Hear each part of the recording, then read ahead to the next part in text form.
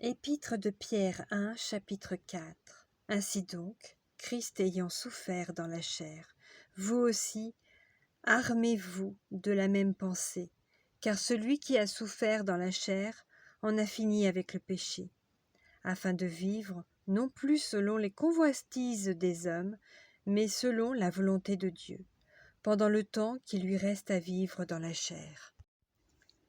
C'est assez, en effet, d'avoir, dans le temps passé, accompli la volonté des païens, en marchant dans la dissolution, les convoitises, l'ivrognerie, les excès du manger et du boire, et les idolâtries criminelles.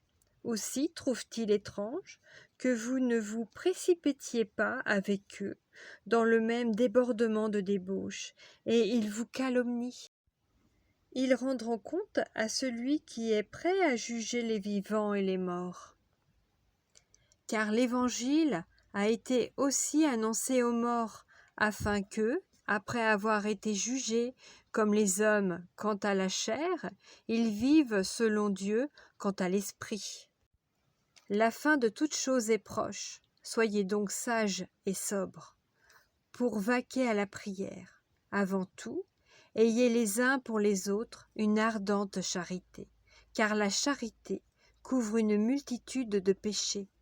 Exercez l'hospitalité les uns envers les autres, sans murmure.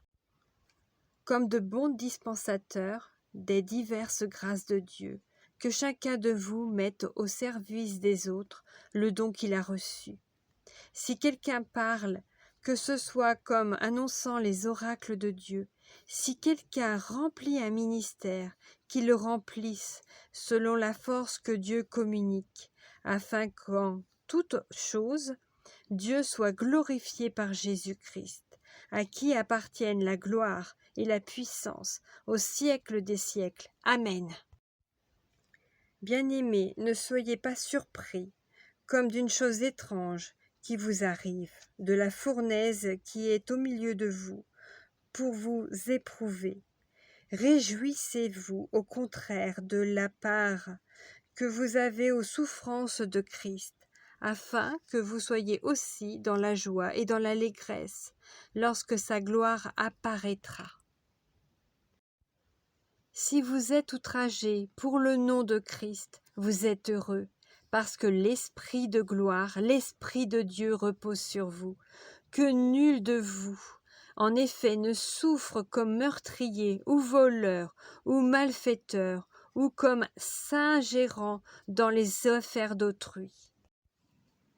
Mais si quelqu'un souffre comme chrétien, qu'il n'en ait point honte, et que plutôt il glorifie Dieu à cause de son nom, car c'est le moment où le jugement va commencer par la maison de Dieu. Or, si c'est par nous qu'il commence, quelle sera la fin de ceux qui n'obéissent pas à l'évangile de Dieu?